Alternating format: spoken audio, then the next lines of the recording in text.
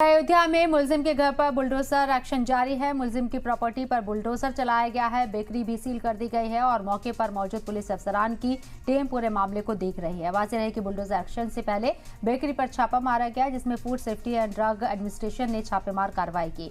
Bulldozer action से पहले bakery पर यह छापा पड़ा था और उसके बाद घर को बुलडोज कर दिया गया। बनाई गई थी वो छत अब जमींदोज हो चुकी है, पूरी तरह से जमींदोज हो चुकी है। और पहले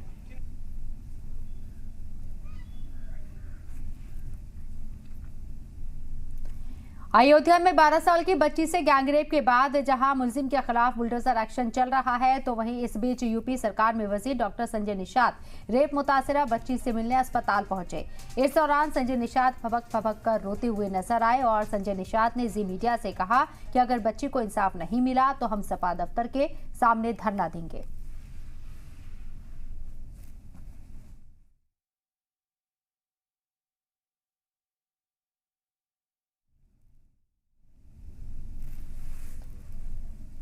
इतनी उम्मीद रखता हूं कि मैं अपने समुदाय का किस तरीके से उनका सुरक्षा दे सकता हूं। अपने समाज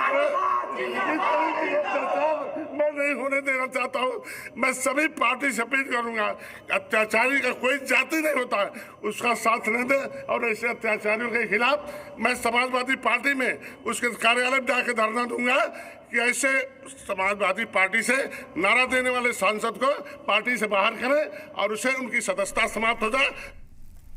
उधर अयोध्या केस में मायावती का भी रद्द-ए-अमल सामने आया है। मुलजिम के खिलाफ कार्रवाई को मायावती ने सही ठहराया है। वाज़ेह है कि अयोध्या में मुलजिम के घर पर बुलडोजर एक्शन जारी है, जिसमें मुलजिम की प्रॉपर्टी पर बुलडोजर चलाया जा रहा है और बेकरी को सील कर दिया गया है। 2 तस्वीरें आपको दिखा रहे हैं। अयोध्या में नाबालिग के साथ रेप के बाद ये पूरा एक्शन हुआ है। सरकार की तरफ से ये हिकमत अमली दिखाई गई और मुलजिम को सबक सिखाते हुए ये बड़ी कार्रवाई की गई। घर को बुलडोज कर दिया गया, बेकरी के ऊपर छापा मारा गया और बेकरी को सील कर दिया गया है।